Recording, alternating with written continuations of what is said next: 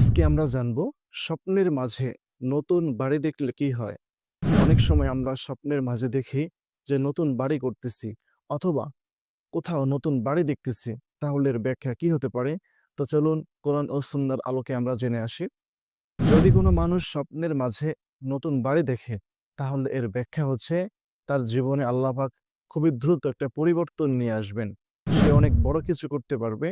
আল্লাহ পাক তাকে এমন একটা মানুষ হিসাবে কবুল করবেন, যাকে দেখলে সবাই সম্মান করবে, এবং আল্লাহ পাক তাদের ঘরের মধ্যে সুখ, শান্তি ও বরকত দ্বারা পরিপূর্ণ করে দিবেন। আল্লাহ পাক আমাদের সবাইকে সমস্ত বিপদ থেকেও হেফাজত করুক। আজকে আমরা জানব স্বপ্নের মাঝে নতুন বাড়ি দেখলে কি হয়। অনেক সময় আমরা স্বপ্নের মাঝে দেখি যে নতুন বাড়ি করতেছি অথবা কোথাও নতুন বাড়ি দেখতেছি, তাহলে এর ব্যাখ্যা কি হতে পারে? তো চলুন কোরআন ও সুন্নাহর আলোকে আমরা জেনে আসি। যদি কোনো মানুষ স্বপ্নের মাঝে